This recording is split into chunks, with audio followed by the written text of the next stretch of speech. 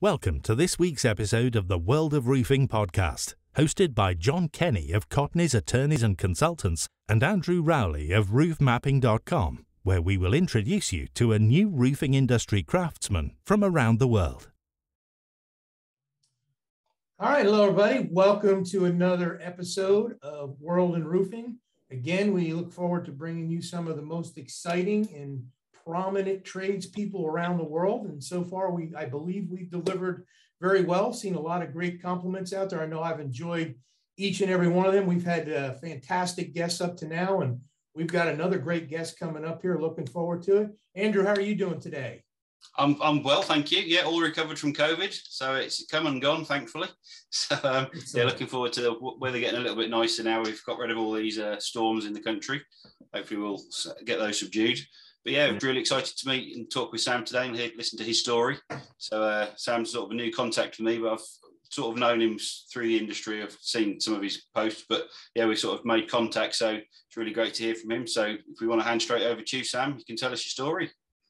Yeah, thanks for that. Great to be here. I discovered this podcast while perusing Spotify, and I have to say I listened to it all pretty much in one dump. I think you've had some amazing guests, so honoured to be here, to be honest, and tell my story. So I'll just get straight into it.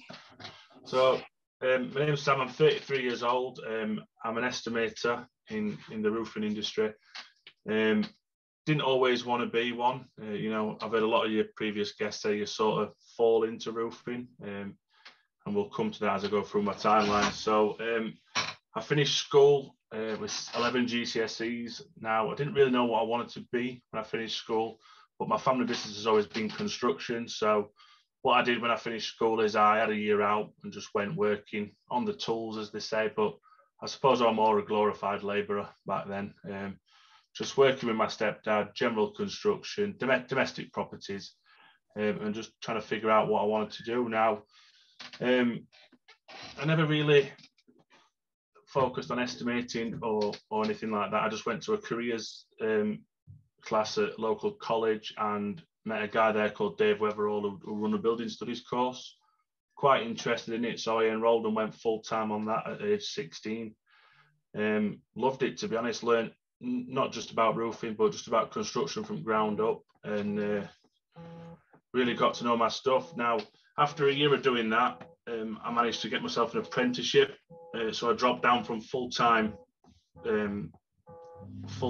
studying into working as well as learning. And I got a job at a well-known siphonic drainage company in Sheffield as a junior QS. Now, that in itself were a really good insight into just an office environment, working with colleagues, all different types of roofing, different types of drainage, some amazing projects that they did at the time, Wembley Stadium, at Hong Kong Airport, all these amazing roofs which they designed the drainage for. So really got to know my stuff and continued doing that while I finished college. Now, after I finished college, I enrolled onto the higher course, which was at University of Sheffield.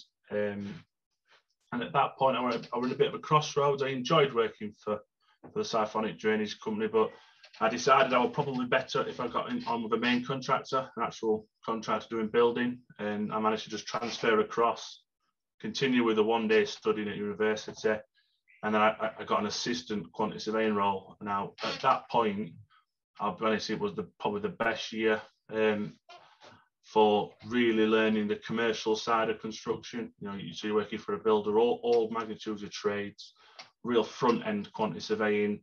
Being the assistant, you're on site, you're meeting people, you're doing the measures, doing the valuations, and absolutely fantastic year while studying at university as well. Unfortunately, that's when the credit crunch hit, 2008, so I was made redundant. But fortunately for me, I had no mortgage, I was still at home, so I managed to just go full-time at university.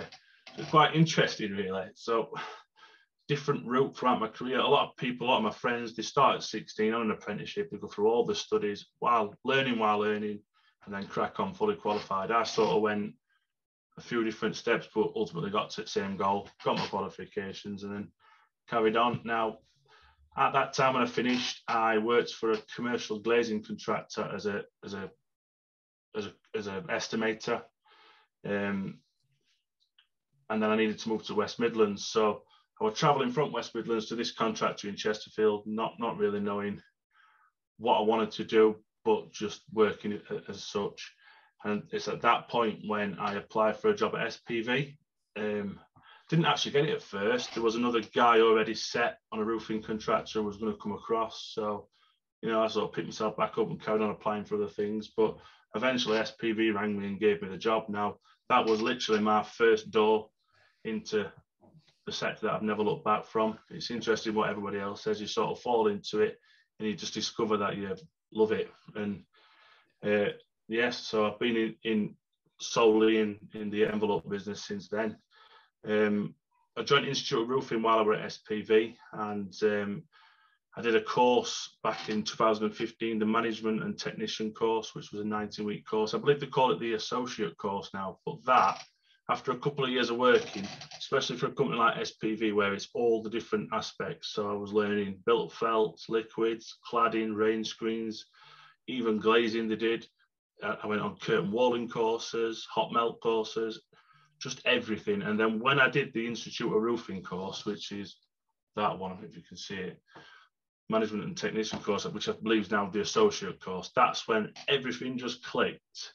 And I just knew I'd made the right decision, and I've never looked back since, to be honest. Met some amazing people.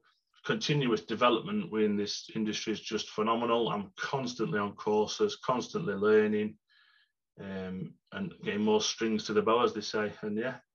Hey, Sam, just a quick question, if I could interrupt at this point, because you brought up about taking the class. And I know a lot of our viewers out there may be familiar with the Institute, and they may not, because we have viewers from all over the world. But how were you able to do that? Were you able, was that a night class that you did while you still were working, or did you take time off to do it during the day?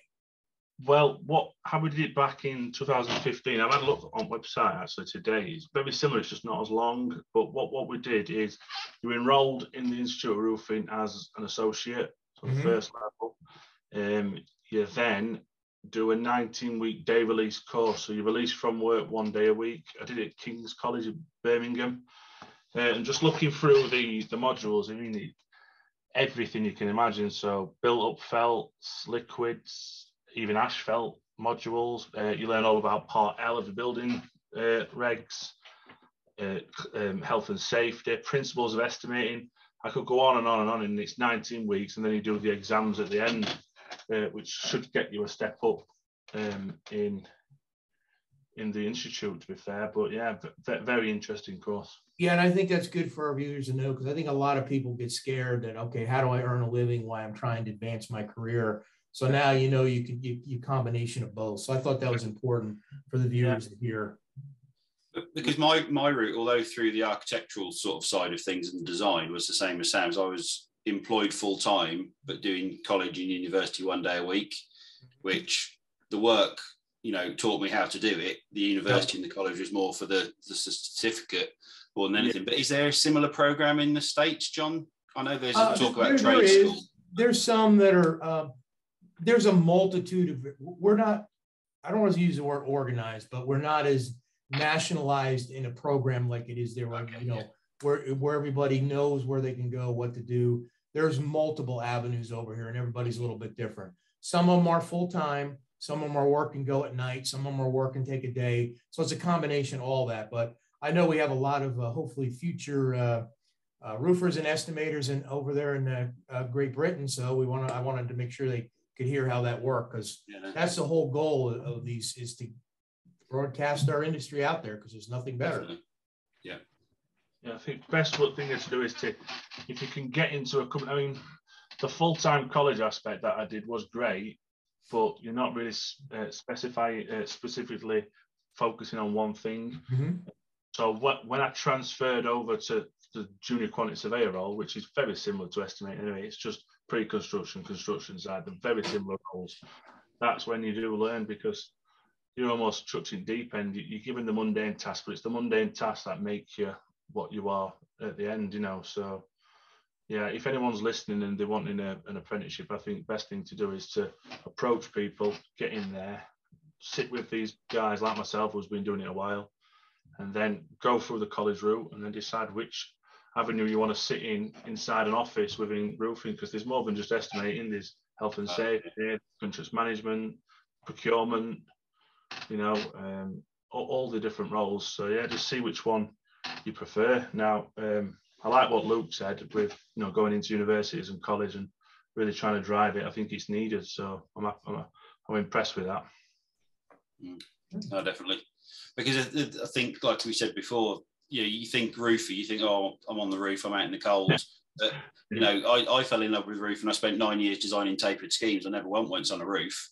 But I saw all the different projects coming in, new build, refurb, you know, with different finishes on top of our insulation. Although we were only supplying our layer, you know, it just, because you could see all the different architectural drawings coming in, all the different, well, some of it was literally sketches on a fag packet that you were designing from as well. So that variety was what really kept me for 9 years working in the industry as well. That's where I met the people, because I think the people make it as well. They're just brilliant. Yep. And same way here, I think a lot of times people don't realize if being on that roof is not your skill set, you don't want to do that. There's so many other careers that you can still do within the industry that are available out there. And with the proper training and mentorship, you can get to where you want to be. I mean, there's sales, there's estimating, you know, vendors, manufacturers, like you're talking about. There's a whole world available. That's why it's $1 billion, you know, multi-billion-dollar industry. So. Yeah. But I am jealous of Sam, because I would love to be able to actually lay some felt. I think looking at them when they do it, I look at them in awe and I think, wow, that's, you know, I struggle to lay carpet, but when you're, you know, working at it with heat and stuff, it's just, these trades guys, because they're skilled tradespeople. And that's what, you know, that's what I want to promote on the website as well. And through these interviews is these people aren't just roofers. These are skilled people that put a lot of time and effort and pride into their work. You know what, Andrew, one thing I could tell you I've learned throughout my career is there's no such thing in my mind as just a roofer. If you're a roofer, you are skilled. You should not be called a roofer until you've learned the skills. Other than that, you could be a laborer in the construction industry. But I think, yes, that's a stigma that has been attached to us. I remember coming up as a kid in the 60s and into the 70s, you know, oh, you're going to be a roofer? It was like, yeah, I'm going to be a roofer. That's the family's been doing it for 3 generations and I'm following in the footsteps, you know. It's a great trade. And that's what's important to get out there. It is a skill and it's a lot harder than people realize. It's not just, oh yeah, I can lay that out and go do it. I mean, even cutting into, you know, you need to have some carpentry skills. You got to understand mathematics. You got to understand a little bit of sheet metal. You got to understand, you have to be able to work with your hands and your mind, and you have to be strategic. All of that comes in play. There's a lot going on to get that skill set. Would you agree, Sam? Oh yeah. I mean, I thought it were interesting what you said about the journeyman and you can do it all. I mean, that's phenomenal. I don't really know many guys who could do everything. Certainly in Britain, they're either built-up felters, liquid lads, single ply, cladders, zinc lads. There's all sorts of different people, and I don't know if I've met someone who can do them all. So hats off to you for that, mate. Yeah. I'm impressed. Yeah, thank you. When I came up through, you could not get a journeyman card over here unless you were a full-fledged, from shingles to slate to, you know, steep roof to flat roof. And of course, metal wasn't quite as prevalent when I first came in as it became in the 80s and late 80s and 90s, but we had to learn it. And, you know, you were either a roofer or you were a journeyman. When you got that journeyman card, that's why I hold it, you know, still hold it dear to my heart and, you know, learn all that. Do you have a preferred system that you just love? Like for me, I mean, I can price pretty much everything on envelope, but I just love pricing that new build hot melt jobs and bituminous felts. I mean, that for me, that's just finished one now. I just think I just really enjoy it, and doing the takeoffs and finding the details and working it out. And yeah, but is there a particular product you love over more? I mean, for me, there's no doubt in my mind that my golden era was during the peak over here of built up roofing, asphalt, coal tar pitch. I mean, granted, I don't want you to take this the wrong way. No one enjoys coal tar pitch. It was you burned, it smelled and all that, but I was a mopper, right? My job was to mop that hot tar out. I learned that skill. And when you can swing a mop for 8 hours a day and not be tired, you've learned a skill. And I took a lot of pride in that. So I enjoyed that more in my career than anything I ever did. It was enjoyable. It was a highly skilled set. And, you know, it was competition. There was other people on the roof. You had multiple little mop and rolling, you know, gangs up on there. And of course, it's like running a football game or anything else. You want to come in first, you want to win. So, you know, but the whole key was not to be tired. You had to learn how to do it. It'd kill you. You know, that mop would drive. You couldn't mop for an hour if you didn't learn the technique. You would absolutely be wore down to your knees. Yeah. I should have mop on the floor. Interesting. Similar to hot melt then, yeah. It's like, yeah, developed a bit more on it since then. But yeah, hot melt. I've done some of that on waterproofing on decks. And when I was in New Jersey, before I moved to Florida in a career, I did, you know, probably some larger projects on, you know, because I did a lot of work in the city, New York City areas. Hot melt was very big up in those areas. So we did a lot of that back in the late 80s and early 90s. Brilliant. Okay. What you got next for us?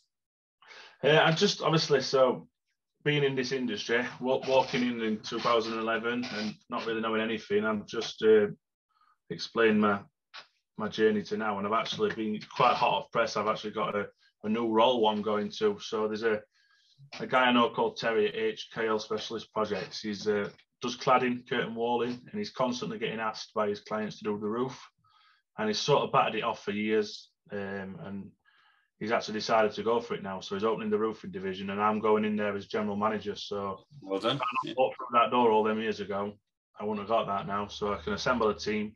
I want to sort of emphasise what Kay, Luke and Denise said, and get some youngsters in and give back a bit, like I had it given to me probably 16 years ago now, you know. And yeah, so just that's all I wanted to say, really. No, brilliant. Excellent. Are you nervous about that new opportunity, or are you raring for it? Raring to go. I finished the LRL on Monday. I've got a week off and then crack on. Straight in, well done. I say I've got a week off, but I've got a lot of tenders in out there. So I might be answering some questions, but that's fine. It is. I don't mind helping them out. But yeah, that's good opportunity. Well done. Excellent. Is there anything else you want to closing remarks or anything you want to cover on last word in there for our audience? Yeah, if anybody's obviously watches this, any young person and they wants to get into it, just hit me up on LinkedIn. I'll help any way I can. So we all would, but yeah, no problem at all. Absolutely. Same here. I know Andrew and I are on LinkedIn. We're very active on there. We always love to hear messages and people reach out, and it's a great little community. Yeah, it is. It's good fun. Well, I guess we'll close it here for today. It was a fantastic story. Thank you for sharing with us. I wish you the best in your next endeavor. You're getting ready to move in. It sounds exciting. And for our audience out there, this is John signing off over here in the U.S. And Andrew, turn it over to you for closing remarks. No, speaking to Sam earlier this week, he's already said that when he's got his first roofs completed, he's going to put them on the map. So great. Keep your eye out for those. It'd be great to get some more on. I've set a goal of 4,000 roofs by the end of the year. So I've got quite a lot to do. But I love talking to people in the industry because it just continues to reiterate how much pride they have in what they do, regardless of whether they're on their hands and knees fitting or designing, estimating. But yeah, just guys, keep up the good work. We've got a great industry. Let's promote it and make it well known. Absolutely. Sounds good. All right. Well, we had a great episode. I'm going to sign off for us here. Again, to our audience, keep following us. We try to do these once every month. Get new guests out there. Next month, we're working on somebody from the IFD, and we'll have details out there, and we'll continue. And then maybe after that, we'll got somebody possibly lined up in Canada. Great. I know Andrew's got some more guests, so looking forward to it. And see you on the next one. Thank you very much. Thanks, guys. Thanks.